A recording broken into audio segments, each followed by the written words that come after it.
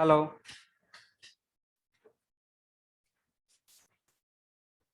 Hello. Yes, sir. ठीक है।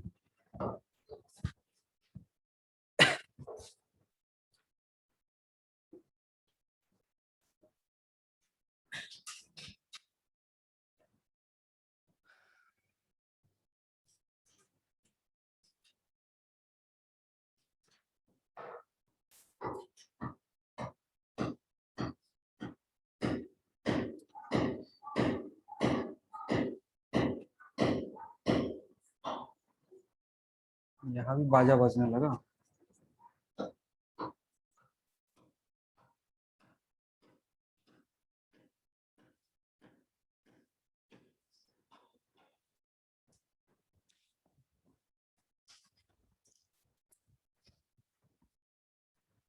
तो अगर इस तीनों सेल को एक सेल से रिमूव करना होगा तो उसके लिए इक्विवेलेंट रेसिस्टेंस चाहिए और इक्विवेलेंट ईएमएफ चाहिए। ठीक है, तो इक्विवेलेंट ईएमएफ कितना था?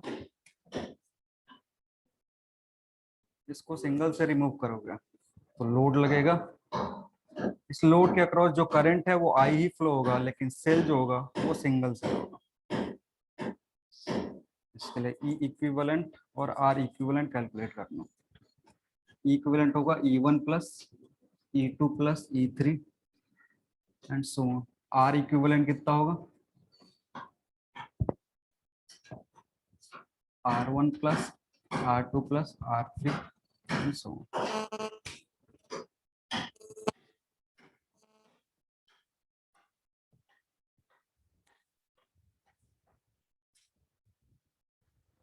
और अगर आइडेंटिकल सेल रहा तो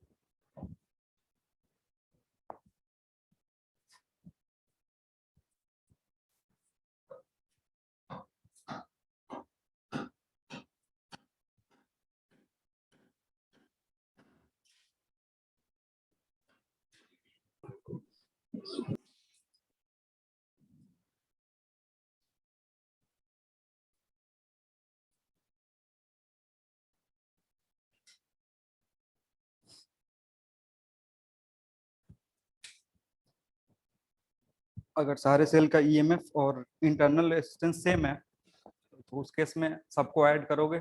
एन आइडेंटिकल सेल है तो इसलिए एन इंटू ई, और आर इक्विवेलेंट जो होगा वो एन इंटू आर हो जाएगा।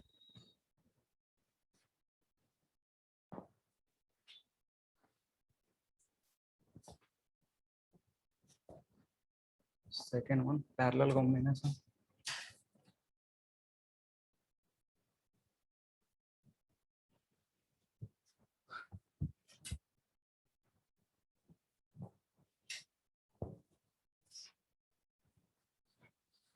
और यहाँ पे जो टर्मिनल वोल्टेज होता है अगेंस्ट ईच बैटरी क्या होगा? अलग अलग होगा। जो भी टर्मिनल वोल्टेज होगा ना बैटरी ई के अगेंस्ट, E2 के अगेंस्ट, E3 के अगेंस्ट, सबका टर्मिनल पोटेंशियल क्या होगा?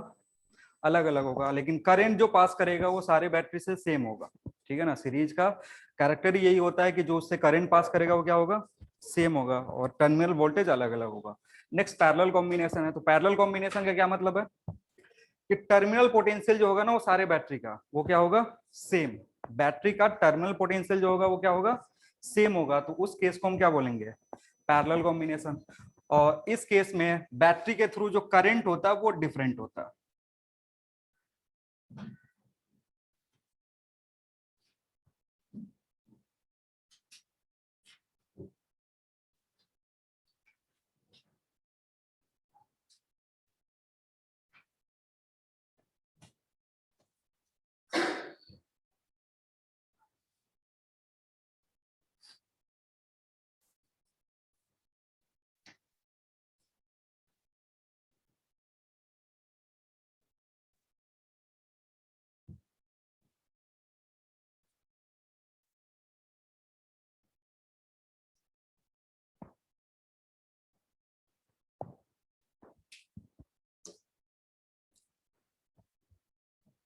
जो पोटेंशियल इस पॉइंट के अक्रॉस है वही पोटेंशियल लोड से कनेक्टेड है। टर्मिनल पोटेंशियल सबका सेम होगा। करंट जो होगा वो डिफरेंट डिफरेंट हो सकता है। इधर से I1, इधर से I2 और इधर से I3, ये तीनों मिलकर के I प्रोड्यूस करेगा।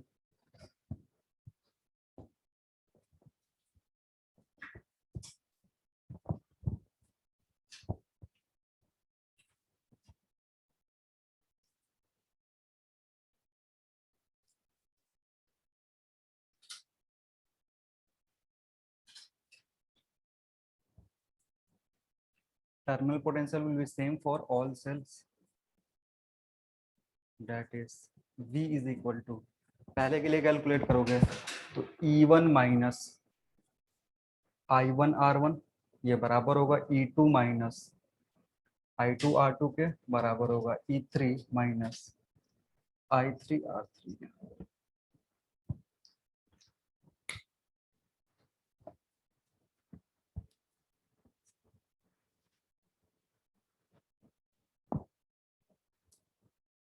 ये डिस्चार्जिंग का केस है इसलिए यहाँ पे माइनस आ रहा है, अगर चार्जिंग का केस होता तो प्लस आता।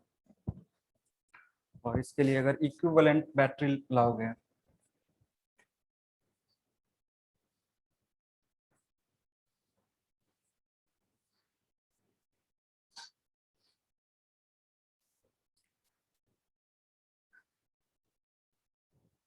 सो ई इक्विवेलेंट जो होगा E1 by R1 plus E2 by R2 E3 by R3 so on divided by 1 by R1 R2 R3 and so on।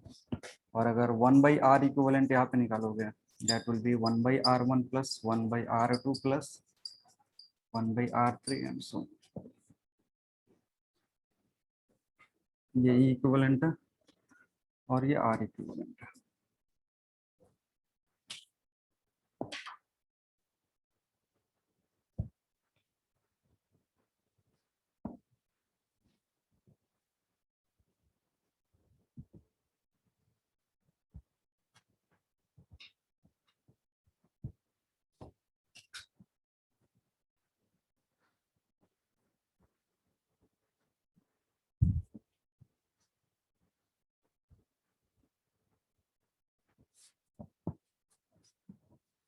अगर आइडेंटिकल सेल दिए होंगे तो उसका कितना होगा, अगर n आइडेंटिकल सेल को पैरेलल में लगा करके रखते हैं तो उसके लिए इक्विवेलेंट ईएमएफ कितना आएगा।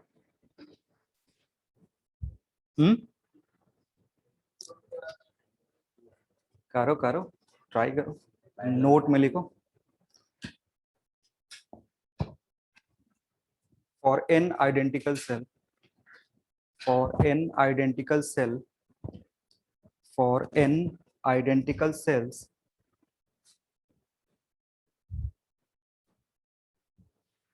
connected in parallel combination, connected in parallel combination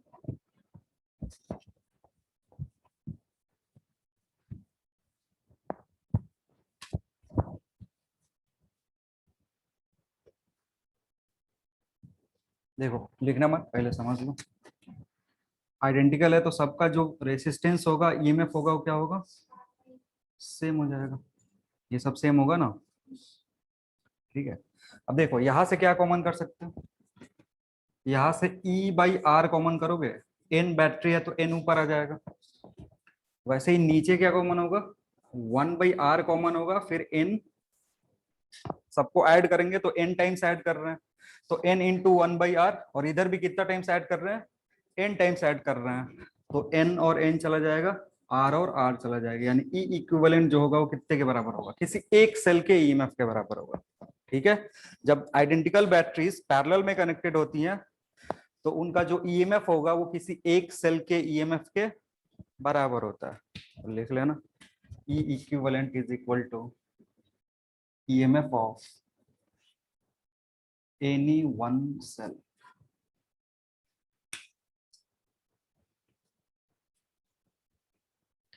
किसी भी एक सेल का ईएमएफ जो होगा वो सारे कॉम्बिनेशन का ईएमएफ होगा।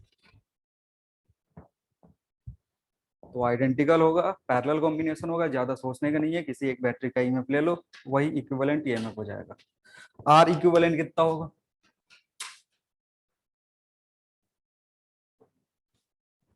आर इक्विवेलेंट कितना होगा, ये वाला टर्म, इसमें सबका वैल्यू आर है तो ऐड करोगे तो कितना आ जाएगा, एन बाई आर आ जाएगा। और ये 1 बाई आर इक्विवेलेंट है तो आर इक्विवेलेंट के लिए रिवर्स करना पड़ेगा, तो आर इक्विवेलेंट कितना हो जाएगा, आर बाई एन। ठीक है, तो ये जो कॉम्बिनेशन है ना, इसको यूज करते हैं हम बैटरी का क्या घटाने के लिए, बैटरी का इंटरनल रेसिस्टेंस घटाने के लिए। ठीक है ना, जैसे एक बैटरी है तुम्हारे पास और उससे तुमको आउटपुट चाहिए, तो एक बैटरी लोगे तो उसके कॉरस्पॉन्डिंग इंटरनल रेजिस्टेंस कितना आएगा, आर आएगा। लेकिन तुम क्या करो, एन आइडेंटिकल बैटरी को अगर पैरेलल में अरेंज कर देते हो तो उसका जो ईएमएफ होगा वो चेंज नहीं होगा, लेकिन जो रेजिस्टेंस का वैल्यू है वो क्या होगा, चेंज हो जाएगा, इसलिए इसका यूज होता है। और जब इंटरनल रेजिस्टेंस घट जाता है ना, तो बैटरी का जो एफिशिएंसी है वो क्या हो जाता है, बढ़ जाता है, यानी जो हम काम कर रहे हैं उसमें हमें ज्यादा फायदा मिलेगा। तो इसलिए अगर ईएमएफ चेंज नहीं करना है, आर इक्विवेलेंट चेंज हो जाएगा और बाकी उससे हमें फायदा होगा।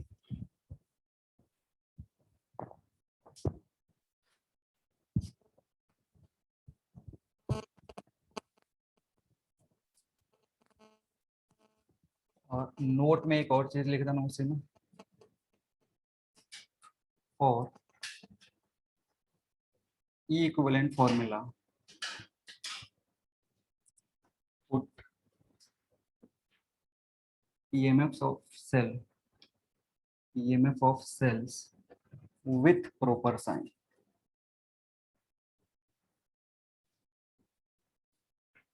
इसका भी मतलब समझाएंगे एक प्रॉब्लम के थ्रू कि ये क्या बोल रहा है, प्रॉपर साइन का क्या मतलब है।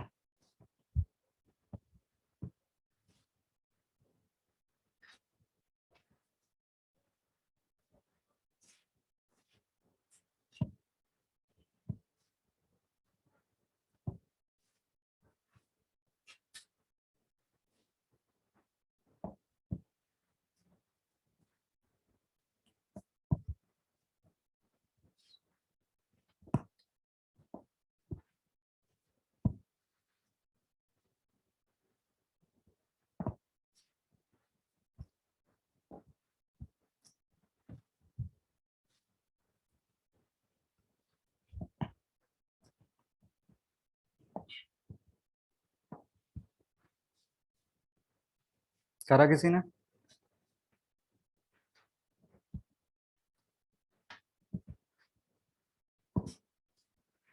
देखो पहला वाला इजी है, पहले वाले में ज्यादा नहीं सोचना। पहला वाला जो भी फिगर है ना, इसमें क्या करना है, ये जो दोनों बैटरी है इसकी जगह एक इक्विवेलेंट बैटरी ला देंगे। ये जो दोनों बैटरी है इसकी जगह क्या करेंगे, एक बैटरी लाएंगे। तो एक बैटरी अगर लाओगे तो ये 5 ओम बाहर का एक्सटर्नल रेजिस्टेंस है, ये तो ऐसे ही रहेगा। इसके लिए तुमको ई इक्विवेलेंट चाहिए और आर इक्विवेलेंट चाहिए। तो ई इक्विवेलेंट और आर इक्विवेलेंट तुम्हें कैलकुलेट करना। ई इक्विवेलेंट कितना होगा, E1 प्लस E2। E1 कितना, 3 और 5, 8 वोल्ट। और आर इक्विवेलेंट कितना, 2 और 1, 3। तो यानी इसका जो पोटेंशियल है वो 8 वोल्ट है, इसका पोटेंशियल सॉरी इसका जो रेजिस्टेंस है वो 3 ओम है। तो इस पूरे सर्किट में कितने का रेजिस्टेंस है? 8 का।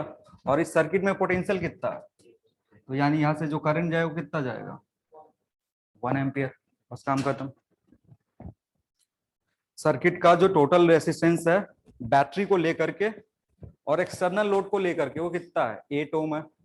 और जो बैटरी का ईएमएफ है वो कितना है? 8 वोल्ट है। तो V is equal to I R से आई सीधे आ जाएगा 1 एम्पियर।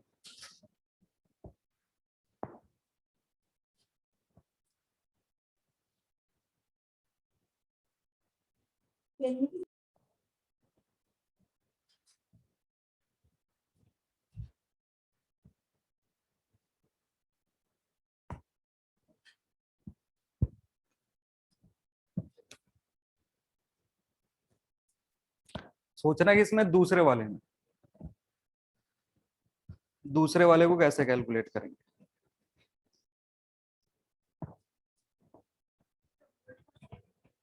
वोल्ट को निगेटिव कर देंगे। किस वोल्ट को निगेटिव कर देंगे? 5-3। ठीक है, किसी एक को भी निगेटिव करके देख सकते। देखो यहाँ पे एक बार टर्मिनल को ध्यान दो, ये इसका नेगेटिव इससे किससे कनेक्टेड है? पॉजिटिव से। तो हमने जो ई इक्विवेलेंट ड्रॉ करा है ना वो इन दोनों को जस्टिफाई कर रहा है। इसके अकॉर्डिंग भी है और इसके अकॉर्डिंग भी है। ठीक है, लेकिन इस सवाल में अगर देखे हुए तो इसका पॉजिटिव इसके पॉजिटिव टर्मिनल से कनेक्टेड है। तो इस केस में क्या होगा ना कि पहले हम कोई भी रेफरेंस ले लेंगे, या तो इस सेल के अकॉर्डिंग या तो इस सेल के अकॉर्डिंग। कि मान लो कि हम जो अपना ई इक्विवेलेंट बना रहे हैं वो इस सेल के अकॉर्डिंग है, तो कुछ इस तरीके से होगा। ठीक है, और ये रेसिस्टेंस है तुम्हारा, बाहर लोड रेसिस्टेंस से कनेक्टेड है। हमें आर इक्विवेलेंट और ई इक्विवेलेंट निकालना है, और इधर से मान लो करंट आई फ्लो हो रहा है। ठीक है, अपोजिट में भी हो सकता है। इसके लिए जब ज्यादा परेशान होने की जरूरत नहीं, बस डायरेक्शन चेंज हो जाएगा, नेगेटिव आंसर आ जाएगा। तो देखो यहाँ से ई इक्विवेलेंट जब निकालोगे ना, तो जो हमने फॉर्मूला रखा है उसमें क्या होगा? हम यूज कर रहे थे E1 प्लस E2। क्या कर रहे थे? E1 प्लस E2 यूज कर रहे थे। तो जो E1 था ना वो ई इक्विवेलेंट, और E2 जो है वो ई इक्विवेलेंट के डायरेक्शन में है, तो दोनों पॉजिटिव होगा। अगर E1 और E2 का टर्मिनल आइडेंटिकल है ई इक्विवेलेंट के, तो दोनों क्या होता था? ऐड हो जाता था। लेकिन यहाँ पे क्या, यहाँ पे E1 तो उसको जस्टिफाई कर रहा है, लेकिन E2 क्या कर रहा है? उल्टा है उससे। तो ज्यादा परेशान होने की जरूरत नहीं है, इसके लिए 3 लिख सकते हो, और इसके लिए -5 लिखोगे तो कितना आएगा? -2 वोल्ट आएगा। अब तुमने ई इक्विवेलेंट निकाला और माइनस में आया। ई इक्विवेलेंट कैलकुलेट करने के बाद माइनस आने का मतलब है ना कि तुमने जो रेफरेंस लिया उसका क्या है? पोलैरिटी डिफरेंट है। आ रही बात समझ में? माइनस आने के चलते परेशान नहीं होना है। माइनस आने के चलते मतलब यही है कि हमने रेफरेंस लेकर के सॉल्व क्या करा था कि ये नेगेटिव टर्मिनल होगा और ये पॉजिटिव टर्मिनल होगा, लेकिन जब हमने सॉल्व करा तो डेटा जो है वो किस में आया? माइनस में आया। माइनस आने का मतलब है कि ये जो जस्ट जो टर्मिनल हमने लिया है वो क्या है? उल्टा है। तो टर्मिनल के लिए परेशान नहीं होना, जो करेक्ट वन होगा वो कुछ इस तरीके का होगा। ठीक है, और अपने से दिमाग मतलब पहले ही नहीं लगाना है कि ये बड़ा है ये छोटा है, तो इसी के इसके अकॉर्डिंग फॉलो करेंगे, इसके अकॉर्डिंग फॉलो करेंगे। ये छोटा फिगर है तो दिख जाएगा, अगर सर्किट बड़ा होगा ना तो मे बी तुम जो सोच रहे हो उल्टा हो सकता है। इसलिए ज्यादा दिमाग नहीं लगाना है, बस अपने मन से किसी एक बैटरी को रेफरेंस मान लो, और बाकी उसके अपोजिट में है तो नेगेटिव साइन लगा करके लिख दोगे। जो मैथ्स है वो बाकी का काम कर देगा। तो नेगेटिव आएगा तो उसको बस चेंज कर लेना पोलैरिटी जो तुमने रेफरेंस माना है, बस काम खत्म। तो चेंज करके अगर सॉल्व करोगे तो ये आई, ये 2 वोल्ट। आर इक्विवेलेंट कितना होगा? आर इक्विवेलेंट होगा R1 R2 divided by R1 plus R2। कितना? 2/3। ठीक है, तो इसकी जगह 2/3 और इधर 5। रेसिस्टेंस के साथ माइनस नहीं होगा। अच्छा सॉरी सॉरी, पैरेलल में क्यों कर रहा है? वो ऐड ही होगा। आर इक्विवेलेंट जो होगा वो R1 प्लस R2, तो कितना आएगा? 3। ये 3 होगा तो टोटल 8 आएगा। करंट की वैल्यू कितनी आ रही है? 1/4, हाँ 0.25 एम्पियर।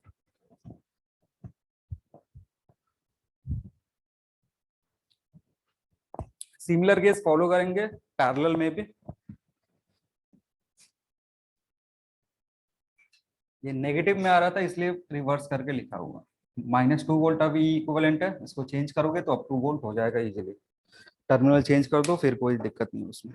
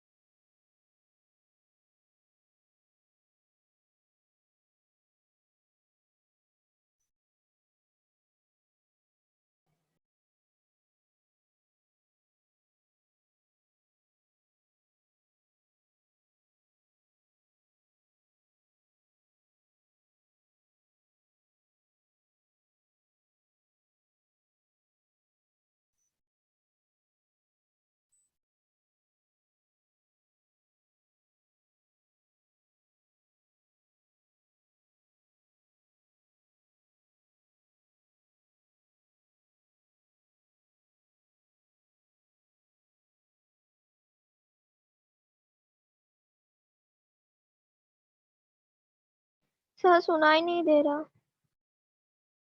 हाँ देखो, जो ई इक्विवेलेंट लिया है ना, वो 2 वोल्ट के सेंस में है, फिर 3 वोल्ट के सेंस में है, 1 वोल्ट के अपोजिट सेंस में है। तो जब ई इक्विवेलेंट लिख रहे होंगे तो 2/1 प्लस ये 3/1.5 माइनस, माइनस क्यों आ रहा है E3 की जगह, क्योंकि ये अपोजिट सेंस में है, इसलिए minus 1 divided by 0.5 divided by 1/1 plus, distance वाले में मत माइनस करना, बस माइनस किसके साथ लगाएंगे, ईएमएफ के साथ, रेसिस्टेंस के साथ माइनस नहीं लगाएंगे।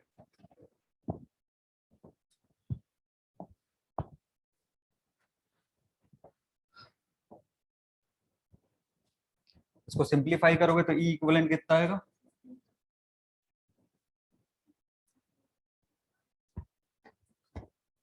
टू प्लस 2 और ये -2 डिवाइडेड बाई 1 प्लस 6/11। 6/11, चलो 6/11 वोल्ट है, सिंप्लीफाई कर सकते हो इसको इसे। अब जैसे ही 6/11 वोल्ट आ गया, आई इजिली आ जाएगा।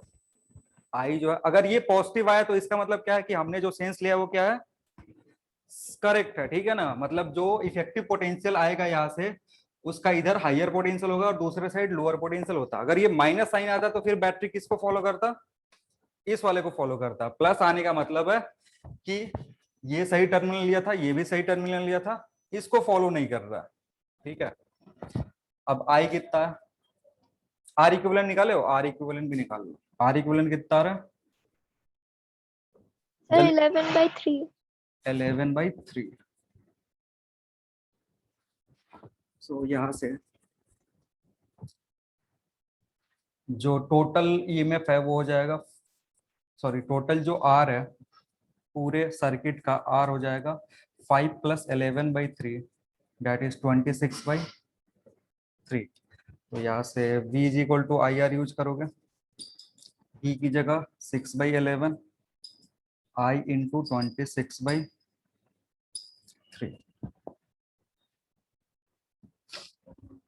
सिंप्लीफाई कर लो।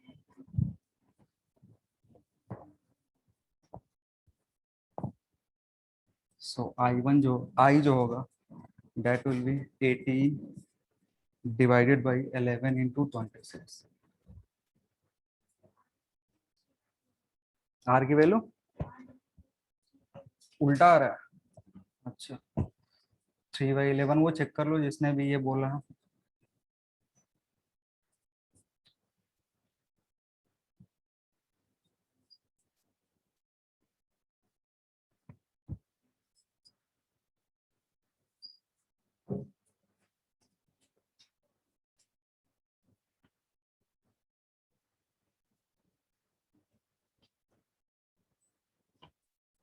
अलग अलग आ रहा है क्या सबका, V का वैल्यू कितना आया, V 6/11 नहीं आया, आया सबका।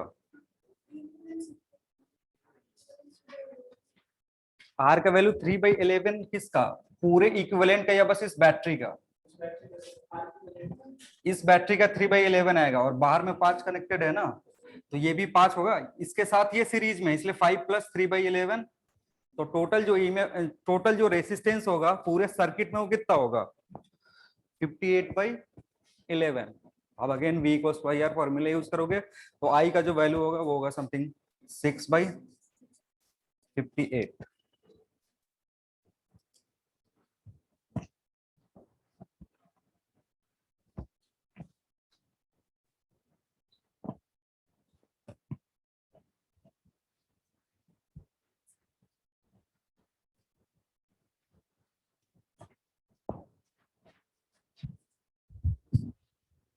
अब I1 I2 I3 कैसे निकालोगे, I1 I2 I3 के लिए बताया था ना कि जो टर्मिनल पोटेंशियल होगा वो क्या होगा, सबके लिए सेम होगा। टर्मिनल पोटेंशियल सबके लिए क्या होगा, सेम। तो V is equal to E1 minus I1 R1, ये बराबर किसको होगा, E2 माइनस I2 R2। लेकिन जब थर्ड लिखेंगे ना तो थोड़ा सा उसमें चेंज कर देंगे, उसको ऐसे लिख देंगे I3 R3 माइनस E3, बस इतना ही चेंज करेंगे क्योंकि उसका टर्मिनल अपोजिट आ रहा है इक्विवेलेंट के। और V कैसे निकालेंगे? V कैसे निकालेंगे? V जो इसके अक्रॉस जो ड्रॉप है वो कितने का, इसके अक्रॉस जो ड्रॉप है ना वही इस बैटरी के अक्रॉस ड्रॉप है। ध्यान से, इसमें गलती हो जाता है, इसके अक्रॉस जो ड्रॉप है वो सारे बैटरी के अक्रॉस ड्रॉप है। तो V कैसे निकलेगा? 5 इंटू जो करंट निकाले हो, करंट कितना आ रहा है? 6/58। अब इसको ये पुट करके जो जो वैल्यू है वो रखोगे, फिर वहां से कैलकुलेट करोगे। क्योंकि जो रेसिस्टेंस के अक्रॉस वोल्टेज है ना वो टर्मिनल वोल्टेज है किसका? ई इक्विवेलेंट का। टर्मिनल वोल्टेज ई इक्विवेलेंट नहीं है, इसमें तो कंफ्यूजन हो जाता है बच्चों को। कभी कभी इसको टर्मिनल वोल्टेज ले लेते हैं सॉल्व करते टाइम जल्दीबाजी में, लेकिन ये टर्मिनल वोल्टेज नहीं है, इसलिए आंख बंद करके ये वाला पुट मत कर देना, ये यहाँ पुट करे फिर सॉल्व कर लिए, गलत आ जाएगा। टर्मिनल वोल्टेज का क्या मतलब है? जो भी वोल्टेज एक्सटर्नल लोड के अक्रॉस आ रहा है, तो एक्सटर्नल लोड के अक्रॉस वोल्टेज कैसे आएगा? इसके थ्रू हमने करंट निकाल लिया है और ये 5 है, तो अगेन ओम्स लॉ से वोल्टेज आ जाएगा उसके अक्रॉस, फिर सॉल्व करोगे I1 I2 I3 की वैल्यू आ जाएगी।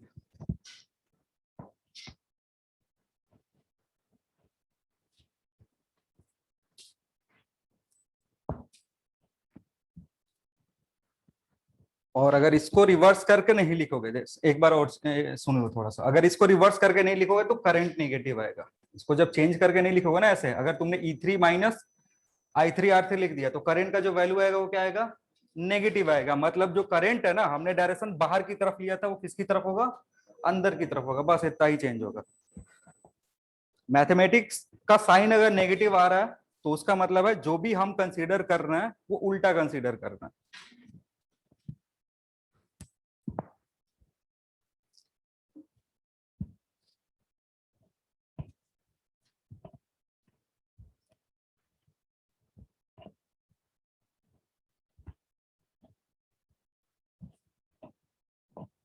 चलो उसको सॉल्व कर लेना।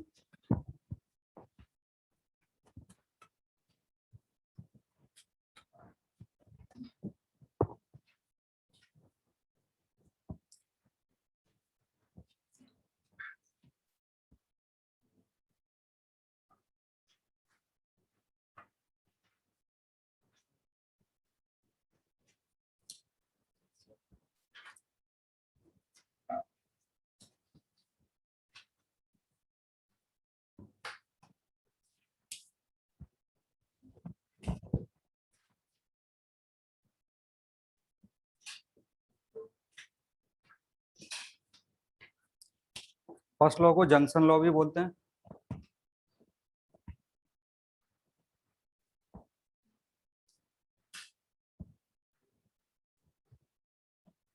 और जंक्शन लॉ क्या बोलते हैं?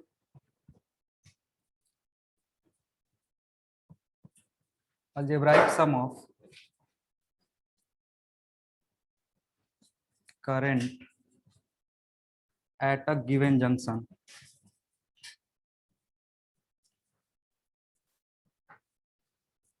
is 0। या इसका एक दूसरा भी स्टेटमेंट है, total incoming current at a junction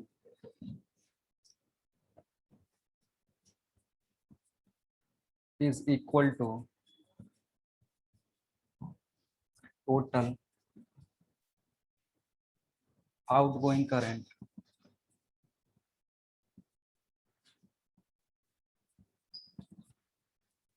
from the junction।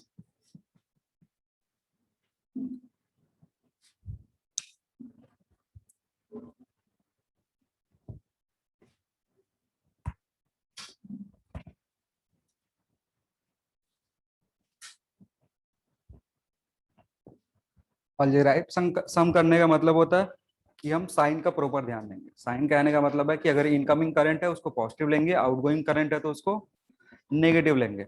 दूसरे वाले में उतना सोचने की जरूरत नहीं होता, क्योंकि वो कह रहा है टोटल करंट इनकमिंग और जो टोटल करंट है आउटगोइंग वो क्या होगा? बराबर होगा, तो उसके लिए साइन की जरूरत नहीं है। बस यहाँ पे अलजेब्राइक सम जहां भी दिखे वहां पे साइन का जरूरत पड़ता है। और जंक्शन का क्या मतलब होता है? जंक्शन का मतलब है ना एक ऐसा पॉइंट जहां से दो से ज्यादा रास्ते पॉसिबल हो। एक ऐसा पॉइंट क्या हो जहां से हम डाइवर्जन देख सके दो से ज्यादा पॉसिबिलिटी का।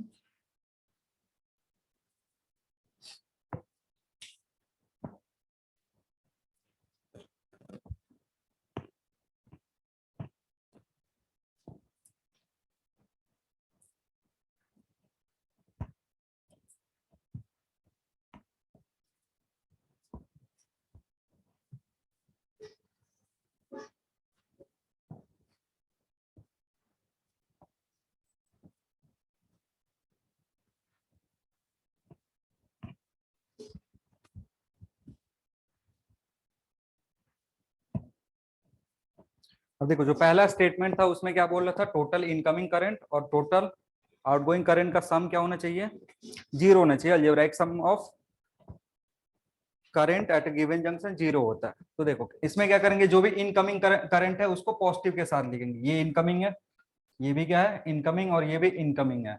तो यहाँ से जो इनकमिंग करंट है वो है I1 plus I2 plus I5, ठीक है। और जब आउटगोइंग के लिए लिखेंगे तो -I3 -I4 और -I6, ये कितने के बराबर होगा, जीरो के बराबर होगा। और जब इसको रीअरेंज करोगे तो I1 plus I2 plus I5 किसके बराबर होगा, I3 plus I4 plus I6 के। ये तुम्हारा दूसरा स्टेटमेंट था, ये इनकमिंग करंट है और ये क्या है आउटगोइंग करंट है। दोनों का वैल्यू क्या है, सेम है। क्योंकि किसी भी जंक्शन पे या किसी भी पॉइंट के करंट जो होता है वो इकट्ठा नहीं होता है, जितना आएगा उतना चला जाएगा।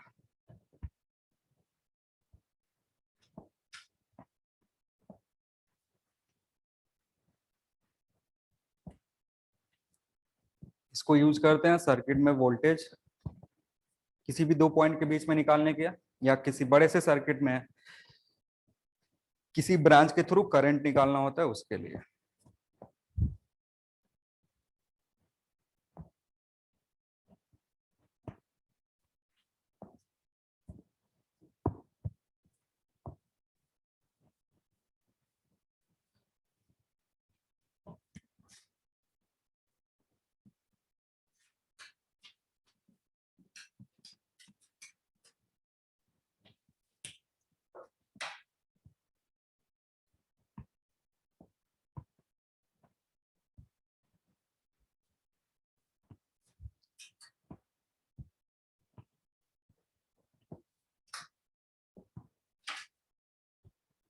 इसका मतलब क्या होता है, लूप लॉ का मतलब क्या होता है, हम्म? लिखो, algebraic sum of algebraic sum of algebraic sum of potential drop algebraic sum of potential drop across across each device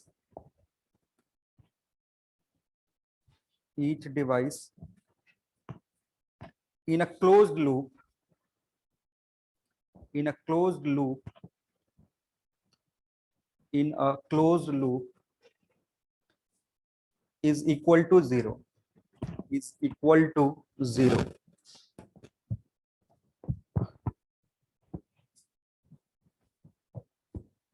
अब यहाँ पर ना डिवाइस का कोई स्पेसिफिक नाम नहीं है, कोई भी डिवाइस हो सकता है, रेसिस्टेंस भी हो सकता है, बैटरी भी हो सकता है, कैपेसिटर भी हो सकता है, इंडक्टर भी हो सकता है, ठीक है ना। जो भी इलेक्ट्रिकल डिवाइस है अगर वो उस लूप में है तो उसके अक्रॉस अगर पोटेंशियल कंसीडर करोगे और सम करोगे तो कितना आना चाहिए, जीरो आना चाहिए, ठीक है।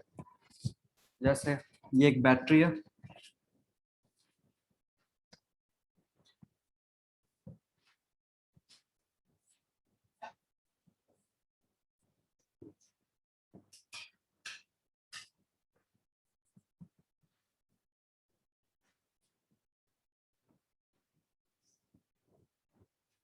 दो करना।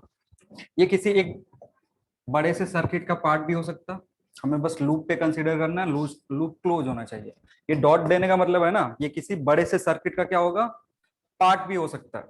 तो पूरे पार्ट से हमें मतलब नहीं है, हमें मतलब है उस लूप पे जहां पे हम सेकंड लॉ अप्लाई करेंगे।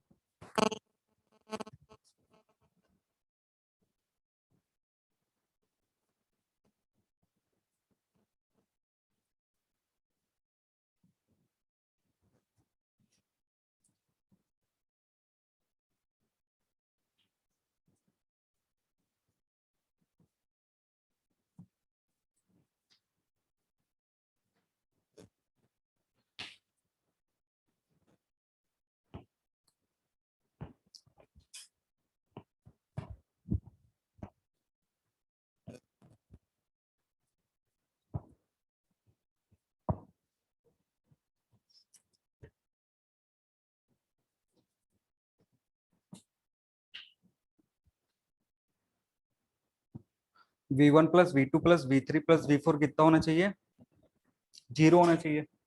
लेकिन यहाँ पे अल्जेब्राइक सम दिया होता है, अल्जेब्राइक सम कहने का मतलब है कुछ प्रॉपर साइन लेना पड़ता होगा जब भी हम ऐड करेंगे बैटरी का पोटेंशियल को, क्योंकि सारे के सारे पॉजिटिव होंगे तो कभी जीरो हो नहीं सकता। अगर सारे के सारे पॉजिटिव हो तो ऐड करके जीरो ला सकते हो, नहीं ला सकते हो। मतलब कोई ना कुछ ऐसा डिवाइस होगा जिसका क्रॉस जो पोटेंशियल ड्रॉप आएगा उल्टा आएगा। अब उल्टा आ रहा है तो किसको उल्टा लेंगे, किसको ऐड करेंगे, किसको घटाएंगे, उसके लिए कुछ ना कुछ प्रॉपर कंडीशन होता होगा। ठीक है, अब देखो कंडीशन क्या होता है ना, कि हम लूप में चलना शुरू करते हैं किसी एक पॉइंट पे खड़ा होकर। अगर ए से चलना शुरू करोगे, जो जो डिवाइस मिलेगा उसके अक्रॉस का पोटेंशियल लिखते चले जाएंगे और फिर ए तक पहुंच जाएंगे। तो अगर ए से चलना शुरू करोगे, ए पे वापस आओगे तो यहाँ पे 4 डिवाइस मिलेगा। ठीक है, अब किसके अक्रॉस पोटेंशियल पॉजिटिव होगा और किसके अक्रॉस पोटेंशियल नेगेटिव होगा वो कैसे कंसीडर करेंगे, बहुत ही सिंपल सा मेथड है। पहले रेजिस्टेंस अगर मिला, मान लो कि हमने यहां से चलना शुरू किया, ए से चलना शुरू किया, रेजिस्टेंस मिला। ठीक है, अब देखो जब रेजिस्टेंस से पास कर रहे हैं तो हम करंट के डायरेक्शन में या करंट के अपोजिट डायरेक्शन में, जब हम रेजिस्टेंस से जा रहे हैं तो ये करंट जो आएगा ऐसे आएगा, मे भी ऐसे जा सकता है। और अगर किसी बड़े सर्किट का पार्ट है ये, तो मे भी करंट इसमें कैसे फ्लो हो सकता है, उल्टा फ्लो हो सकता है, क्योंकि हो सकता है ये आई और ये I2 मिलके इधर फ्लो कर जा रहे हो। ठीक है, तो देखो जब हम इधर से जा रहे हैं ना, जब इधर से जा रहे हैं तो करंट का डायरेक्शन का ध्यान देना है, इस ब्रांच में करंट का डायरेक्शन कितना है उसका ध्यान देना है।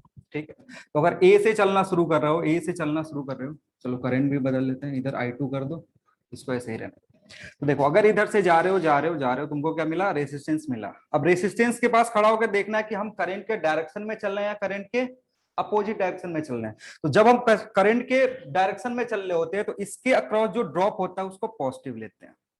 आ रही बात समझ में, जब करंट के कौन से डायरेक्शन में चलेंगे, करंट के डायरेक्शन में, सेम डायरेक्शन में, जिधर करंट जा रहा है ना उधर ही हम लूप में चल रहे हैं, तो जो रेजिस्टेंस के अक्रॉस ड्रॉप होगा उसको क्या लेंगे, पॉजिटिव। अब आगे चले तो कौन मिला, कैपेसिटर मिला। ठीक है, अब कैपेसिटर का कैसे डिसाइड करोगे कौन सा पोटेंशियल है, पॉजिटिव या नेगेटिव। कैपेसिटर का डिसाइड करने के लिए हमें कौन सा प्लेट मिला उससे पता करते हैं।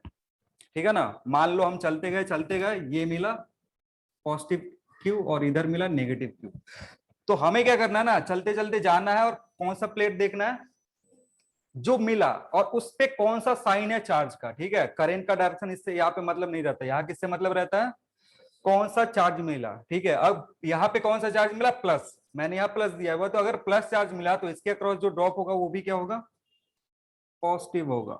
ठीक है ना, इसके अक्रॉस जो ड्रॉप होगा वो क्या होगा, पॉजिटिव। हमें जो भी प्लेट मिलेगा उसके अकॉर्डिंग सोचेंगे, पॉजिटिव मिला तो पॉजिटिव लिखेंगे, नेगेटिव मिला तो नेगेटिव लिखेंगे। अब अगेन चले, यहाँ पे कौन सा आया, रेसिस्टेंस। अब इस रेसिस्टेंस के थ्रू जो करंट है वो किधर जा रहा है, दूसरी तरफ। तुम उल्टा डायरेक्शन में चल रहे हो, यानी यहाँ जो ड्रॉप होगा वो कैसा होगा, नेगेटिव होगा। ठीक है, रेजिस्टेंस के अक्रॉस हम किससे सोचते हैं, करंट के डायरेक्शन से, तो इधर करंट के डायरेक्शन में चल रहे थे, इधर करंट के अपोजिट डायरेक्शन में चल रहे थे, तो इसलिए यहाँ नेगेटिव आएगा। अब किसके पास पहुंचोगे, बैटरी के पास। बैटरी के कौन से टर्मिनल पे पहुंचे, नेगेटिव टर्मिनल। तो अगर नेगेटिव टर्मिनल पे पहुंच रहे हो तो इसका जो साइन लेंगे वो कैसा ले लेंगे, नेगेटिव ले लेंगे। तुमने अगर ये फॉलो किया तो इसके अक्रॉस जो ड्रॉप होगा वो कैसा होगा, पॉजिटिव। इसके अक्रॉस जो ड्रॉप होगा इसके क्रॉस, इसके क्रॉस नेगेटिव। आ रही बात समझ में? नहीं, लू ये तुम्हारे हाथ में है, ये जो डायरेक्शन है ना, ये जरूरी नहीं है कि ए बी सी डी ही चलना है, तुम्हारा मन ए डी सी बी चलो, उससे फर्क नहीं पड़ता है, बस साइन कन्वेंशन याद रखना चाहिए। जब इधर से चलोगे ना, इधर से चलोगे तो इसके लिए पॉजिटिव आएगा, इसके लिए पॉजिटिव आएगा, इसके लिए नेगेटिव, इसके लिए पॉजिटिव आएगा, नेगेटिव आएगा, बस काम खत्म। लूप का डायरेक्शन फिक्स नहीं होता है। हाँ, करंट का डायरेक्शन नहीं दिया होगा मान लेंगे, मैथमेटिक्स कर देगा। अगर गलत माने होगा तो क्या हो जाएगा, साइन नेगेटिव आ जाएगा, तो आप चेंज कर देना। करंट का डायरेक्शन ना तो हमें सोचना होता है, ना ही लूप में चलने का डायरेक्शन हमें सोचना होता है। हमें कोई कुछ नहीं सोचना होता है, अपने मन से कुछ भी आर्बिट्ररी मान लेंगे, ठीक है ना, अपने मन से किधर भी चल दो। बस पहले थोड़ा सा सोचना होता है स्टार्टिंग में, अपने एक मान लो और उसके अकॉर्डिंग ही सारी चीजें रखोगे। नहीं, ऐसा नहीं कि सॉल्व करे, बीच में दिक्कत है या फिर अपने मन से करंट का डायरेक्शन दोबारा चेंज कर दिया। एक बार जो मान लो और एक बार जो पाथ फॉलो कर रहे हो उसको फिक्स कर लो, उसका अकॉर्डिंग लिखो। जो भी साइन है तो लिख लो, नोट में लिख लो, इसको नोट में लिख लो, sign convention.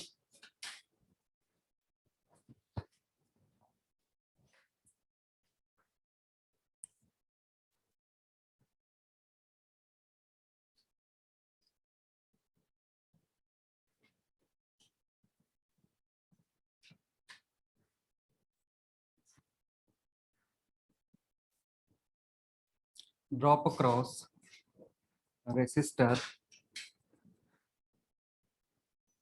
is taken positive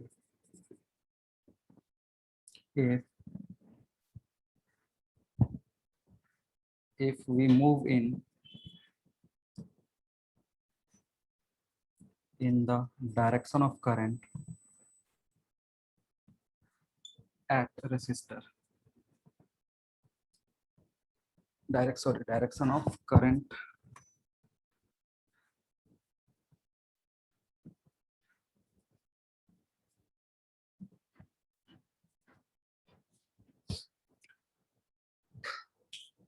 दूसरा वाला लिखने की जरूरत नहीं है। दूसरा वाला मतलब इसका अपोजिट वाला लिखने की जरूरत नहीं, एक ही याद रखो कि अगर करंट के डायरेक्शन में चल रहे हो तो पॉजिटिव मानेंगे। अब जरूरी नहीं है कि हमेशा करंट के डायरेक्शन में चलोगे, वो चलना किसके हाथ में है, तुम्हारे हाथ में। अपने अनुसार कुछ भी सेट कर सकते हो, क्लॉकवाइज एंटी क्लॉकवाइज कुछ भी रख लो। दूसरा क्या होगा, दूसरा जो हो सकता है वो बैटरी हो सकता है।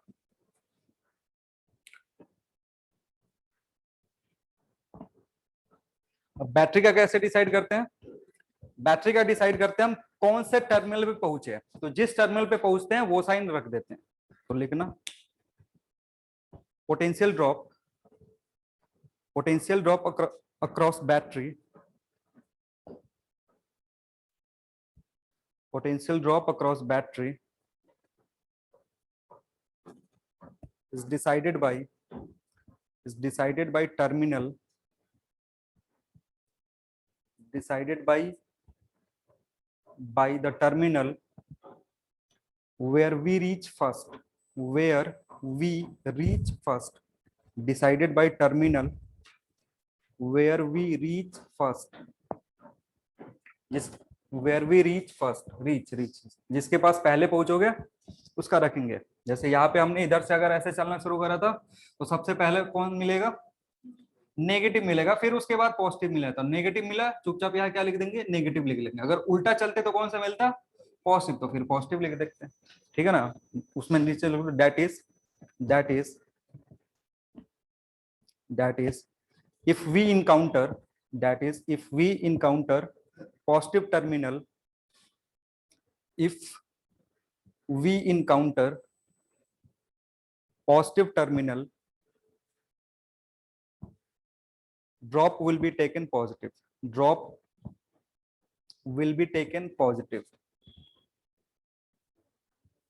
encounter मतलब मिलते हैं, drop will be positive।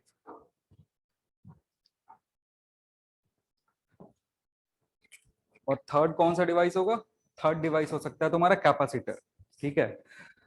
तो कैपेसिटर का भी कैसे डिसाइड करेंगे, जिस प्लेट पे पहले पहुंचे, जिस पे पॉजिटिव पे पहले पहुंचे तो पॉजिटिव लिख देंगे। ठीक है ना। आप ये पूछोगे कि सर अगर चार्ज नहीं दिया हुआ है, चार्ज ही निकालना है, तो कैसे डिसाइड करेंगे, मान लेंगे। क्या करोगे, पहले ही मान लोगे कि इस कैपेसिटर पे पॉजिटिव है, इस कैपेसिटर पे नेगेटिव है, उसके अकॉर्डिंग पाथ फॉलो करोगे। पाथ फॉलो करने के बाद जो इक्वेशन आएगा उससे अगर उल्टा आ गया क्यू की वैल्यू, तो इसका मतलब जो तुमने माना है वो क्या है, नेगेटिव। उसमें दिमाग नहीं लगाने कि सर कौन सा प्लेट पॉजिटिव है, कौन सा प्लेट नेगेटिव है, अपने मन से मान लोगे ये प्लेट पॉजिटिव है तो दूसरा वाला प्लेट क्या होगा, नेगेटिव हो जाएगा। उसके बाद लूप में फॉलो करना शुरू करोगे। ऐसा नहीं है ना कि पहले घूम रहे हैं, पता चला कि यहाँ पे पहुंचे चार्ज नहीं है, तो अपने मन से मान, घूमने से पहले क्या कर लो, करंट का डायरेक्शन और चार्ज मान लो। किसी भी लूप में घूमने से पहले क्या करना है, करंट का डायरेक्शन मान लेना, क्योंकि करंट निकालने को बोलेगा, तो करंट का डायरेक्शन अपने मन से मान लेंगे। अगर कैपेसिटर दिया हुआ है तो उस पर चार्ज पूछ सकता है, तो हम क्या करेंगे, अपने मन से चार्ज मान लेंगे और फिर उसके बाद लूप फॉलो करना शुरू करेंगे। लूप फॉलो करोगे, जब कैलकुलेशन करोगे तो मैथमेटिक्स से साइन नेगेटिव आया तो हमने बस क्या माना है, डायरेक्शन उल्टा माना है, और कुछ गलत नहीं होता। ठीक है ना। तो इसमें लिखना drop across a capacitor, drop across a capacitor is decided by, drop across the capacitor is decided by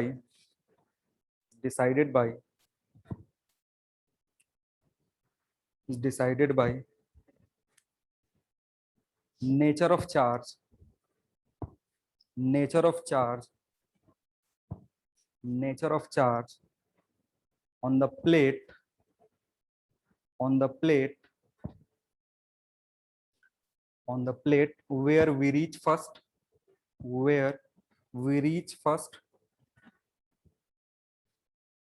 where we reach first, that is if we reach positive plate, if we reach positive plate, drop will be positive। Positive plate पहुंचोगे तो drop कैसा लोगे, positive लोगे। सारे positive वाले लिखा है, negative वाला बस उसका उल्टा हो जाएगा।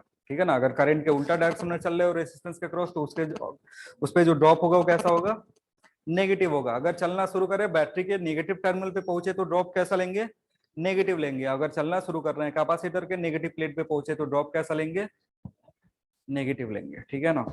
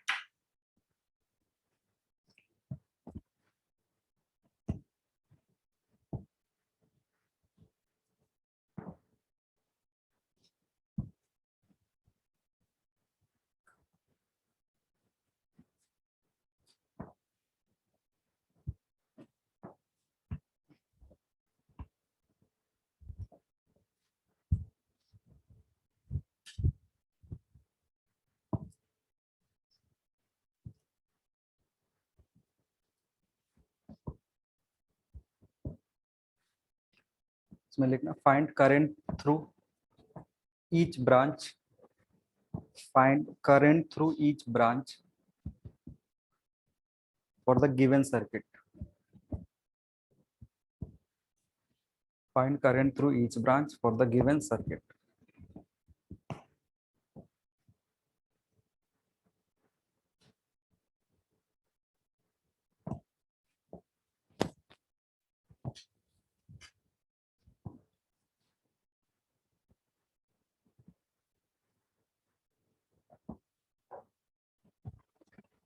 बायो क्लास 1 बजे तक है ना?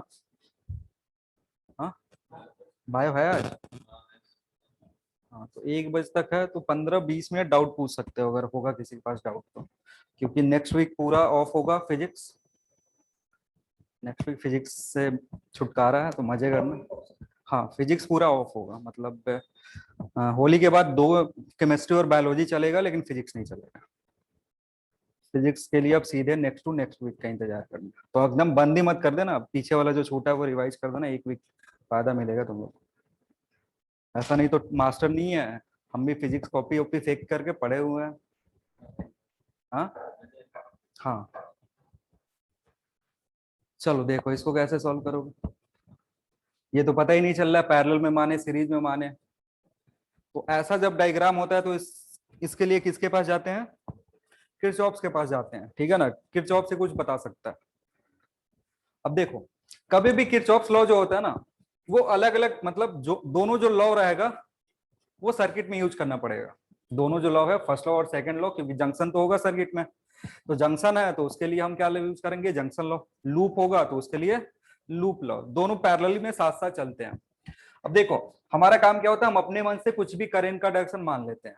अब वो हमारे हाथ में, मैंने बोला ही क्या, वो हमारे हाथ में कुछ भी हम करंट का डायरेक्शन मान लेते हैं। तो मान लिए कि यहां से करंट जा रहा है कितना? आई, ठीक है। और ये जो करंट जाएगा इस जंक्शन पे, ठीक है, इस जंक्शन पे डिवाइड हो गया I1 और I2 में।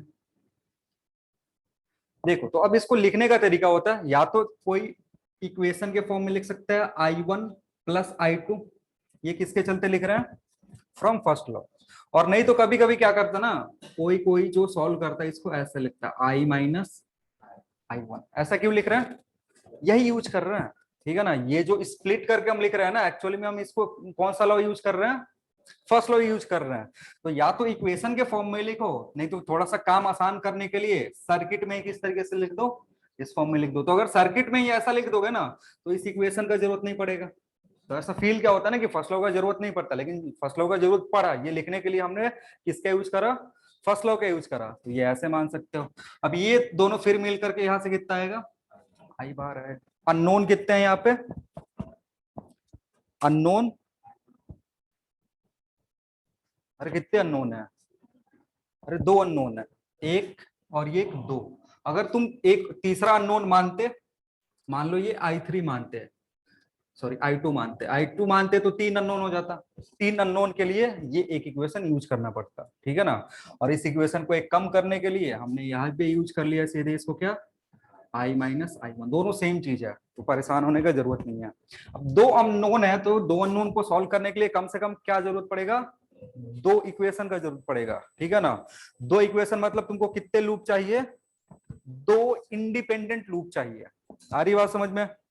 2 इक्वेशन है, तो 2 इक्वेशन को सॉल्व करने के लिए कम से कम 2 इक्वेशन चाहिए। 3 भी हो सकता है, 4 भी हो सकता है, लेकिन कम से कम कितने चाहिए? 2 चाहिए। तो जब 2 इक्वेशन चाहिए तो हमें 2 लूप लेना पड़ेगा, और 2 इंडिपेंडेंट लूप लेना पड़ेगा। इंडिपेंडेंट कहने का मतलब है एक लूप दूसरे पे डिपेंड नहीं करे। तो यहाँ पे तुम्हारे पास कितना लूप दिख रहा है? कितने लूप है यहाँ पे? कितने लूप है? अब लूप ही नहीं पता चलता है कि कितने लूप है। 2 ही है? 3 है? हाँ चलो देखो, अगर ये ए है, बी, ये पॉइंट सी, डी, और ये ई, एफ, जी, एच, ठीक है ना। अब देखो, अगर ए से चलोगे तो एक पाथ ये फॉलो कर सकते हो, अगर ए से चलोगे तो एक पाथ ये फॉलो कर सकते हो। 2 लूप इधर हो गया, और एक ये भी तो लूप है, ये पाथ फॉलो कर सकते हो। तो कोई भी 3 यहाँ पे लूप है, लेकिन कोई 2 लूप लोगे, 2 इक्वेशन बन जाएगा। उन दोनों इक्वेशन को सॉल्व करोगे, वहां से क्या आएगा? I1 और I2 की वैल्यू आ जाएगी। आ रही बात समझ में? तो अब तुम्हारे हाथ में है कि कौन सा लूप ले रहे हो। इसमें ऐसा नहीं होता, लड़ना नहीं होता कि सर हम कौन सा लूप लें। हमें बस क्या सोचना होता है? इंडिपेंडेंट लूप सोचना होता है। डायरेक्शन पे भी नहीं लड़ना है कि सर डायरेक्शन क्या। मैंने पहले ही क्या करा, करंट का डायरेक्शन अपने मन से कुछ ना कुछ मान लिया, और अगर सॉल्व करने के बाद नेगेटिव आया तो क्या मतलब है उसका? वैल्यू गलत नहीं है, क्या गलत है? करंट का डायरेक्शन बस गलत है, ठीक है ना। किरचॉफ बहुत ही मस्त चीजें बताता है। वहां से गलती होने का एक ही चांस होता है कि वो साइन गलत दे देगा, और कुछ गलत नहीं देगा, ठीक है ना। तो गलत होने का चांस इधर बहुत कम होता है, अगर तुम कोई ब्लंडर मिस्टेक ना करो कैलकुलेशन में तो। हाँ सब आएगा आएगा, क्यों परेशान हो, अभी बचा हुआ है meter voltmeter, next week का इंतजार करो। हाँ अभी एमीटर वोल्ट मीटर पोटेंशियोमीटर सब बचा हुआ है, बल्ब बचा हुआ है, अभी आरसी सर्किट बचा हुआ है, आरसी सर्किट आर डिस्चार्जिंग और चार्जिंग पढ़ाएंगे, क्योंकि जो हमने कैपेसिटर पढ़ा था ना उसमें सीधे हमने चार्ज कंडीशन पढ़ लिया था कि फाइनली फुल चार्ज कितना होता है, फुल चार्ज करने से पहले क्या होता है वो भी तो पढ़ना है, क्योंकि ऐसा तो होता नहीं कि स्विच ऑन करते ही कैपेसिटर फुल्ली चार्ज, क्या होता होगा, चार्ज होता है तो उसके लिए पहले चार्ज 0 फिर 2 फिर 3 फिर 4 फिर मैक्सिमम पहुंचता होगा, वो भी अभी पढ़ना है। चलो समझते हैं, मान लो हम ये लूप फॉलो कर रहे हैं, ये छोटा वाला लूप, अब छोटे वाले लूप में चलेंगे कहां से, सी से, तो ऐसे लिख दो इन लूप EGHFE, ये लूप फॉलो करेंगे, और लूप फॉलो कहां से कर रहे हैं, पॉइंट ई से। अब ई से जब हम चलना शुरू करें तो कौन सा मिला, बैटरी, कौन सा टर्मिनल, तो +3 वोल्ट, ठीक है। अब किसके पास पहुंचोगे, रेसिस्टेंस के पास, करंट के डायरेक्शन या अपोजिट डायरेक्शन में, डायरेक्शन में, तो प्लस क्या लिखोगे, V = IR होता है ना, तो I इसके थ्रू कितना है, I-I1 है, तो वो लिख दो, तो 2 × I-I1, ठीक है। अब किसके पास चलोगे, अब यहां से चलोगे, अब इधर मत चले जाना, लूप ध्यान देना, इधर से रेसिस्टेंस कौन सा मिला, 5 ओम, लेकिन इसके लिए जब हम इससे जो करंट जा रहा है वो कैसा है, उल्टा डायरेक्शन में है, हम मूव कर रहे हैं क्लॉकवाइज में, करंट कैसा है, एंटी क्लॉकवाइज में है, तो इसलिए इसको क्या लिखोगे, -5I1, ये कितने के बराबर होगा, 0 के बराबर। इस इक्वेशन में कितने अननोन है, 2 अननोन है, I भी नहीं पता है और I1 भी नहीं पता है, इसलिए हमें किसका जरूरत पड़ेगा, दूसरे इक्वेशन का जरूरत पड़ेगा। इसको थोड़ा सा सिंप्लीफाई करके लिख सकते हैं, थोड़ा सा सिंप्लीफाई करोगे तो कितना दिखेगा, 3 + 2I माइनस ये 5 और इधर से क्या आएगा, 2 आएगा, तो 7I1, ये 0 के बराबर होगा, लिख लो जल्दी से। हाँ इसमें बस थोड़ा सा इक्वेशन सॉल्व करना होता है, कभी कभी दो, तुम्हारे लिए 2 से ज्यादा अननोन नहीं देगा, क्योंकि 2 से ज्यादा अननोन देगा तो उसके लिए 4-5 मिनट लग जाएगा, तो 4-5 मिनट तुम्हारे लिए टाइम होता नहीं है, 2 अननोन देगा उसके लिए 2 मिनट लगेगा, 1.5 मिनट लगेगा, इजिली सॉल्व हो जाएगा। अब इसमें ना कभी कभी होशियारी करते हैं, जैसे लूप में जो होता है ना, हम कोशिश करते हैं हम वो लूप फॉलो करें जिसमें अननोन क्या हो, कम हो, क्या करते हैं, वो लूप फॉलो करते हैं जिसमें अननोन कम है। तो देखो इसमें से अगर ये लूप लोगे ना ऐसे, तो फिर से अननोन कितने आ जाएंगे, 2 आ जाएगा, नहीं यहाँ पे वो पॉसिबिलिटी नहीं, यहाँ पे 2 अननोन पक्का आएगा, इस वाले में क्या आएगा, 2 लूप पक्का आएगा, 2 अननोन पक्का आएगा, तो यहाँ पे नहीं कर सकते, कोई और देंगे तो सोच लेना। चलो यहाँ के लिए कोई भी फॉलो करते हो, तो अगर यहाँ से चल लो, मैं लूप ये वाला फॉलो करूंगा, ये वाला क्या करेंगे, इधर वाला लूप फॉलो कर रहे हैं, मतलब इन लूप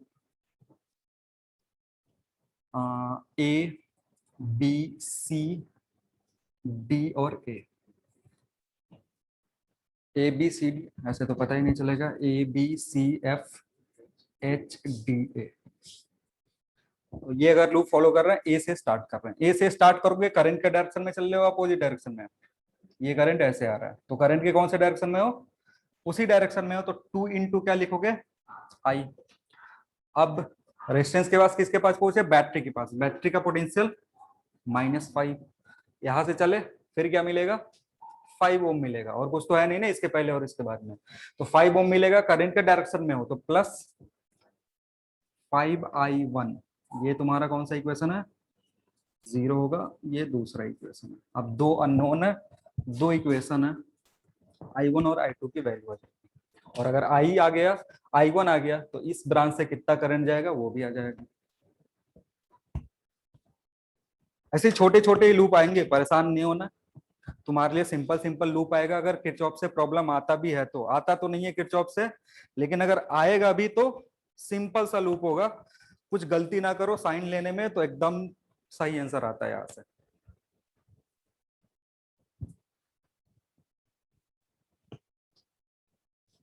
सॉल्व कर पाओगे इसको?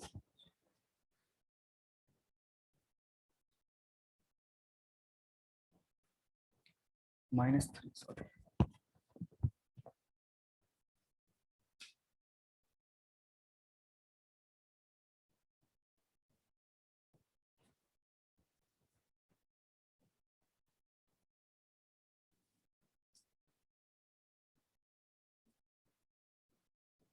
ऐड करोगे 2i कैंसिल आउट हो जाएगा, दोनों को ऐड करोगे 2i कैंसिल, इधर से बचेगा 12i1 equals to 8। So i1 की वैल्यू कितनी होगी? 2/3 एम्पियर। सो i किसी भी एक इक्वेशन में या तो इसमें रख लो या इसमें रख लो, फिर i कैलकुलेट कर लो।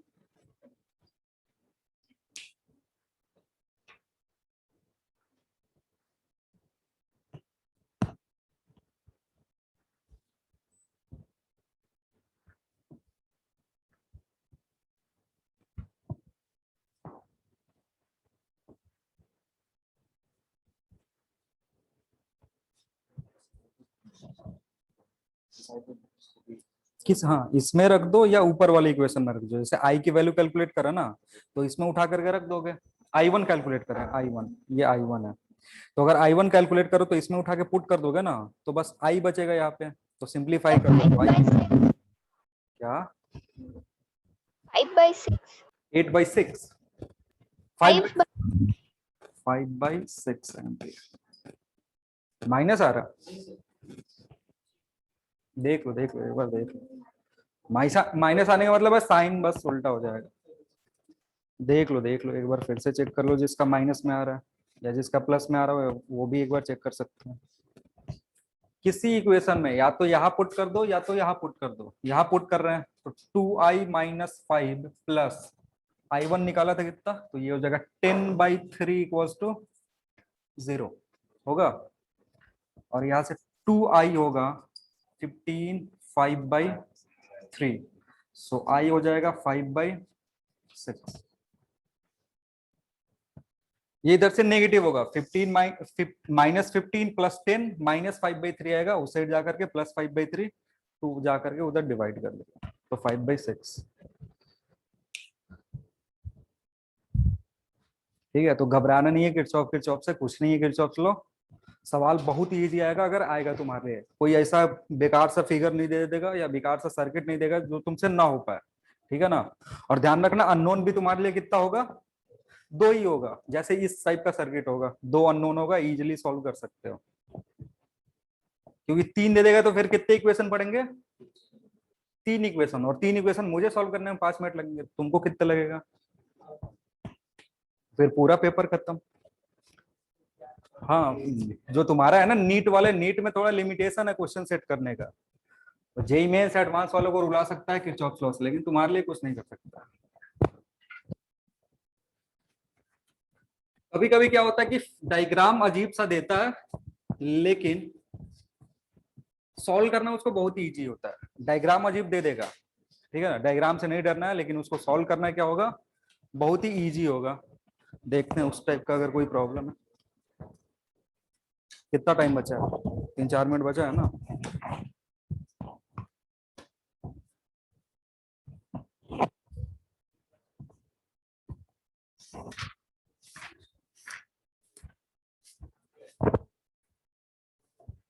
क्या हुआ, ठंड लगने लगा?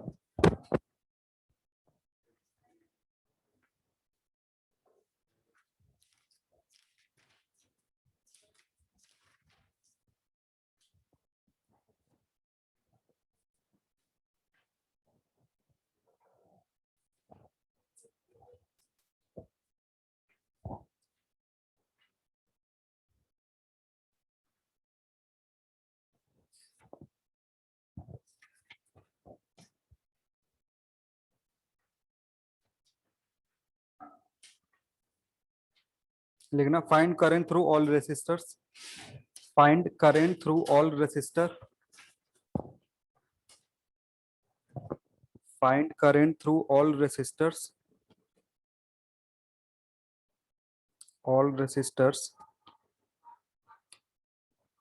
for given branch of a circuit, for given branches of a circuit or given branches of a circuit.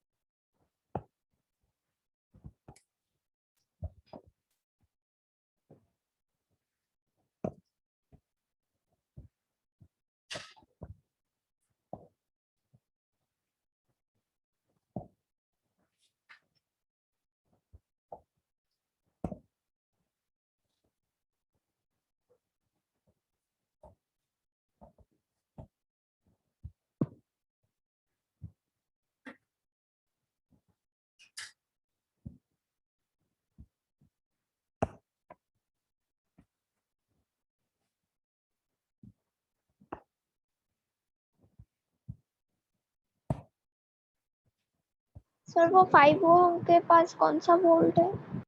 5 ओम के पास ये 10 वोल्ट है। 10, 20, 30, 5, 10, 15।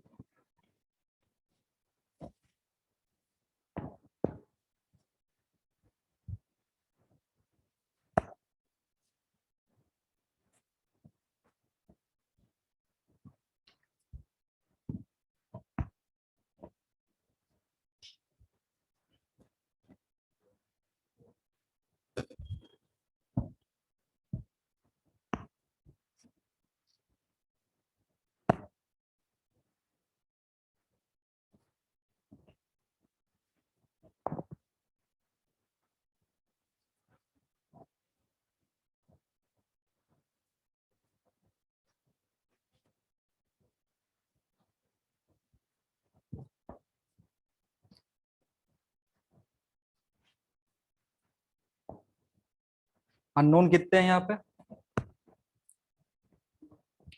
3 चीजें निकालनी है, 1, 2, 3। और लूप कितने हैं? लूप बन रहा है कहीं? लूप तो है ही नहीं। तो अगर लूप नहीं है तो सबसे पहला चीज तुम सेकंड लॉ यहाँ पे अप्लाई कर ही नहीं सकते हो। ठीक है, अब नहीं कर सकते हो तो किसके पास जाने का? फर्स्ट लॉ के पास। फर्स्ट लॉ के लिए जंक्शन चाहिए, तो जंक्शन है, और जंक्शन पे टोटल इनकमिंग टोटल आउटगोइंग के बराबर होता है। तो हम क्या कर लेंगे ना, अगेन मानेंगे किसका? करंट का डायरेक्शन। क्या मान लिया कि इधर से करंट गया I1,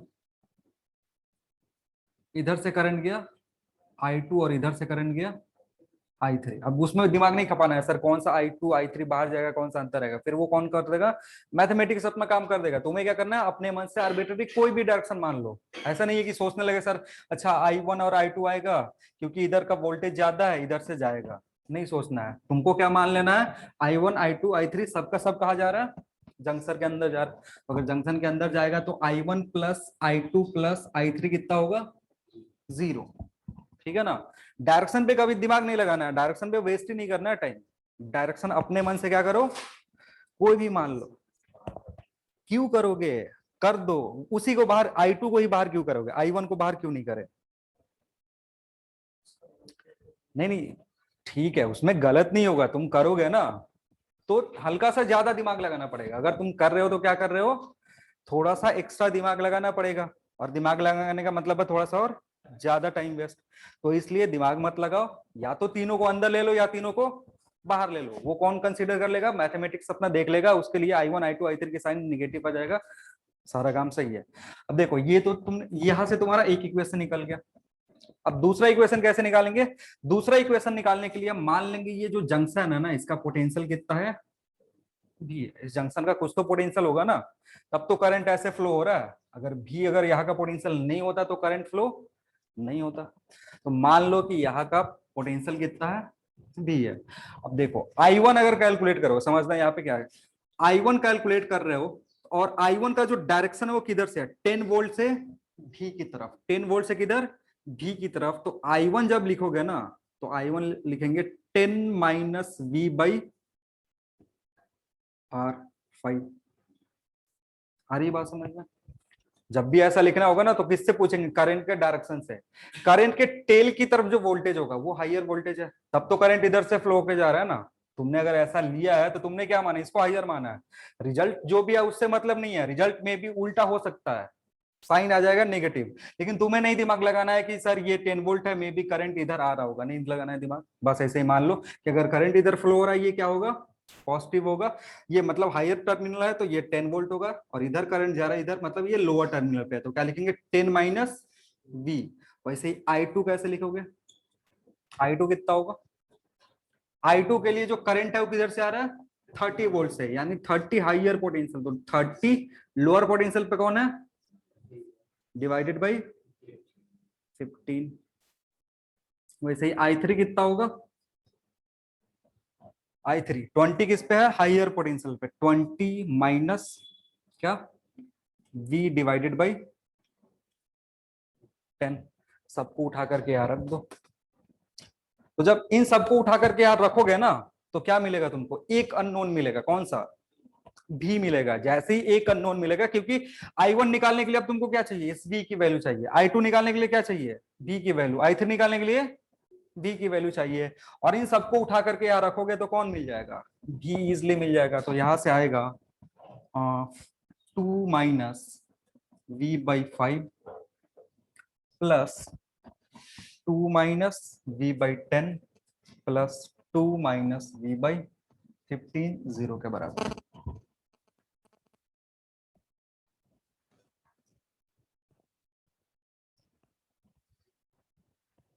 कितना आ रहा है? 4/33 नेगेटिव आ रहा है।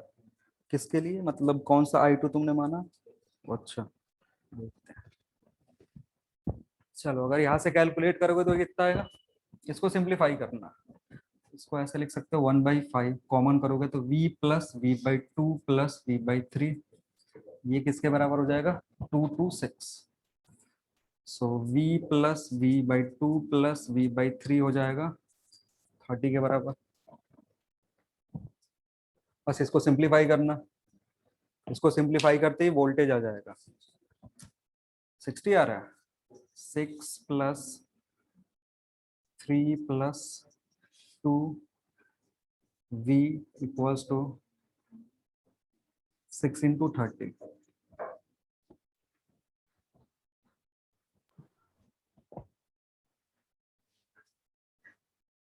V की वैल्यू आएगी 180/11 वोल्ट। एक बार चेक कर लो कहीं में एरर ना हो। आ रहा है 180/11 वोल्ट।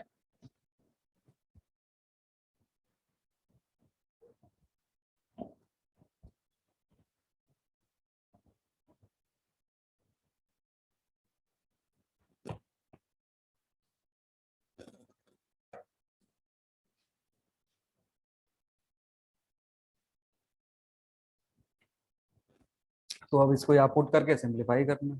और जिसका भी नेगेटिव आया उसका मतलब डायरेक्शन क्या माना है हमने? उल्टा माना है। ये जो V है ना, V को कहाँ पुट करेंगे अब? क्योंकि हमारा काम क्या है? I2 I3 I1 I2 I3 निकालना। तो जो भी V यहाँ से आया है उसको कहाँ करेंगे? यहाँ पुट करेंगे, यहाँ पुट करेंगे, यहाँ पुट करेंगे। और कैलकुलेट जब करेंगे किसी के लिए भी अगर नेगेटिव आया तो मतलब हमने जो डायरेक्शन माना है वो क्या है? उल्टा है। ठीक है ना? और कुछ गलती नहीं है। हो जाएगा।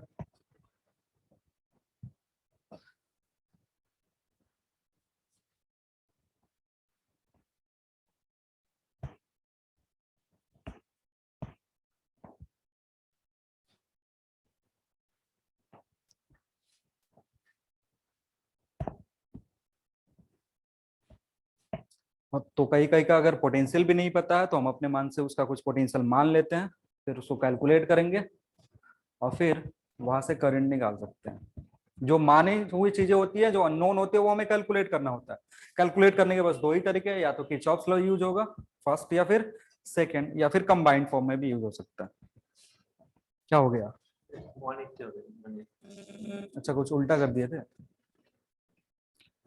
चलो एक और करते हैं, एक करेंगे फिर खत्म करते हैं।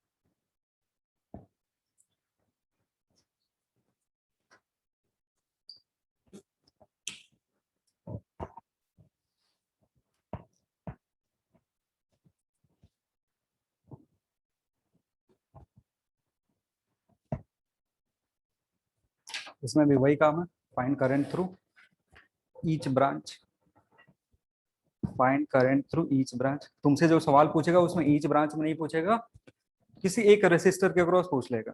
तो अगर ईच निकालना आ गया तो एक रेसिस्टर से पूछेगा, आराम से कैलकुलेट कर सकते हो। Find current through each branch.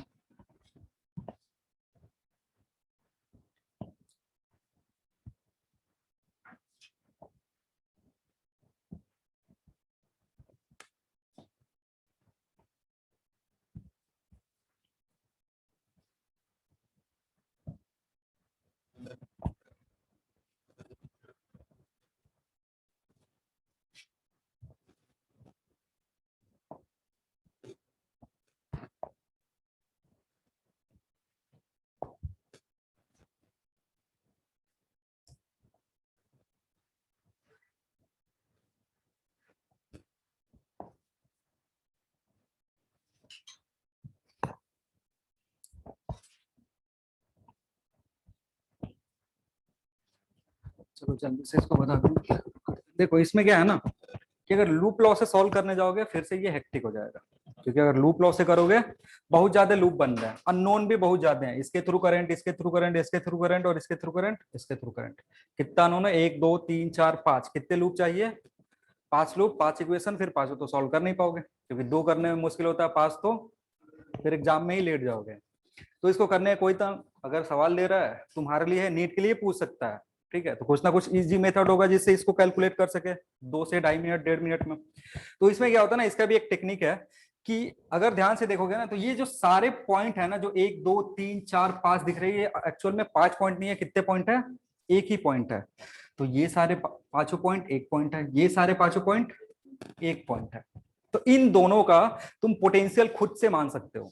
क्या करोगे, इन सब का तुम खुद से पोटेंशियल कुछ मान सकते हो, और इसको इजी करने के लिए ना, इनमें से किसी एक का पोटेंशियल हम 0 मान लेते हैं। जब भी ऐसा सर्किट दिखे जो कि क्लोज लूप हो, क्लोज लूप फॉर्म करे, पिछले वाले में 0 नहीं ले सकते थे, पिछले वाले में भी की जगह हम 0 नहीं ले सकते थे, क्योंकि वहां पे पहले से प्री डिसाइडेड है कि 10 वोल्ट 20 वोल्ट 30 वोल्ट कहीं कहीं है, तो वो 0 कहीं माना होगा, तब वो लिख रहा है 10 वोल्ट। लेकिन यहाँ पे क्या है ना, कि यहाँ पे हम या तो इस पॉइंट को या तो इस पॉइंट को, किसी एक पॉइंट को क्या कर सकते हैं, 0 मान सकते हैं। तो अगर इसको 0 मानोगे तो ये 0 ये 0 ये 0 ये 0 ये 0 सब 0 हो जाएगा। आ रही बात समझ में, अगर इसको 0 मानोगे तो ये 0 हो गया, इधर 0 इधर 0 इधर भी 0 इधर भी 0, ठीक है। तो अगर इसको 0 माने हो तो अब इधर वाले को भी 0 मत मान लेना, इधर वाले को क्या मानना पड़ेगा, कुछ वैल्यू मानना पड़ेगा। तो मान लो इधर का वैल्यू कितना है, भी है। अब दूसरा चीज, अगर यहाँ पे 0 मानो है ना, तो बैटरी के ये जो दूसरा टर्मिनल है, इसके एंड का पोटेंशियल कितना होगा, -2 वोल्ट। आ रही बात समझ में कि, क्योंकि ये जो बैटरी है ना, इस बैटरी का ईएमएफ कितना है, 2 वोल्ट है। इस बैटरी का ईएमएफ कितना है, 2 वोल्ट। और तुमने हाइयर को क्या मान लिया, 0 मान लिया, यानी लोअर कितने पे होना पड़ेगा, -2 वोल्ट पे होना पड़ेगा। आ रही बात समझ में, क्यों कर रहे हैं, क्योंकि हाइयर ये टर्मिनल है, और बता रहा है, ये सिंबल बता रहा है कि ये जो बैटरी है ना, इसका ईएमएफ कितना है, 2 वोल्ट। हाइयर को तुमने 0 माना है, इसका मतलब लोअर पे जो पोटेंशियल होगा उसकी वैल्यू कितनी होगी, -2 वोल्ट। तब तो डिफरेंस दिस माइनस दिस कितना होगा, 2 के बराबर आएगा। वैसे अगर 0 माने हो तो इस पॉइंट का पोटेंशियल कितना होगा, बोलो, -3 वोल्ट। यहाँ का पोटेंशियल -1 वोल्ट, यहाँ का पोटेंशियल -4 वोल्ट। अब देखो, अब यहाँ पे क्या हो ना, बहुत ही इजी हो गया। मान लो करंट इधर से जा रहा है I1, इधर से I2। अगेन करंट के डायरेक्शन पे रोना नहीं है कि सर करंट उल्टा आ गया। ये I3 और यहाँ से I4, उसका भी डायरेक्शन नहीं सोचेंगे सर इधर जाएगा। कौन सा, हाँ सॉरी, ये I4 और ये I5। ठीक है, करंट के डायरेक्शन के लिए कभी परेशान नहीं होना है, मान लो कुछ भी अपने मन से।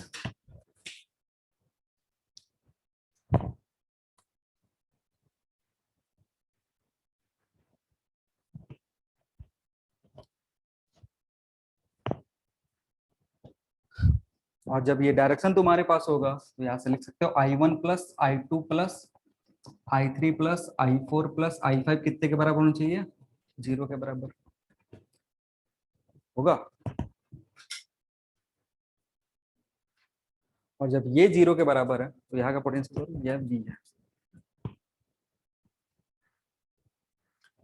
जब ये सब तुमको पता चल गया, अब यहाँ से I1 की वैल्यू निकाल सकते हो। देखो I1 कितना होगा, एक बार ध्यान से देख लो।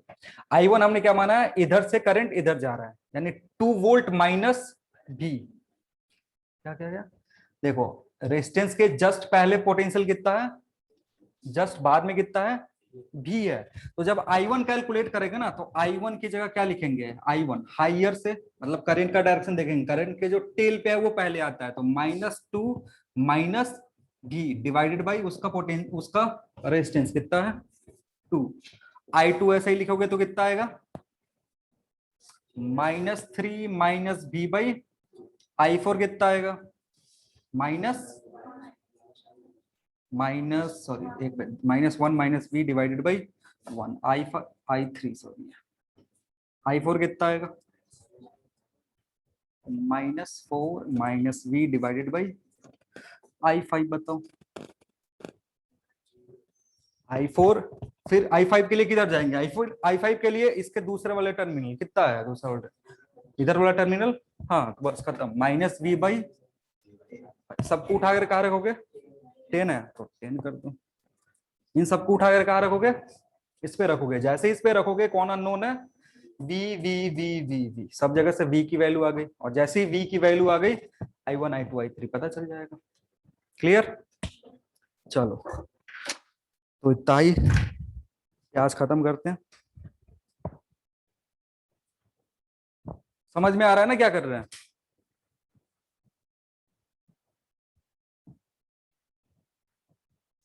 क्योंकि कभी कभी लूप लॉ बहुत ही हेक्टिक हो जाता है, फिर वहां से सॉल्व करोगे हो नहीं पाएगा। यहाँ पे एक इक्वेशन लिखना, उसी इक्वेशन को सॉल्व करना, और वहां से जो वैल्यू आएगी इधर पुट करोगे, आंसर आ गया। और नेगेटिव आंसर आएगा, परेशान मत होना, क्योंकि नेगेटिव आंसर बस क्या रिप्रेजेंट करेगा, अपोजिट डायरेक्शन। और तुमसे सवाल में डायरेक्शन पूछ नहीं रहा होगा, अगर पूछेगा तो may be A to B, B to A वो सवाल में दिया होगा। तो अगर तुमने माना है A to B answer negative आ गया, तो टिक किसको करोगे, उल्टा वाले को करोगे, बस खत्म। चलो तो आज के लिए इतना ही, बाकी मिलेंगे next class, next to next week. Thank you everyone.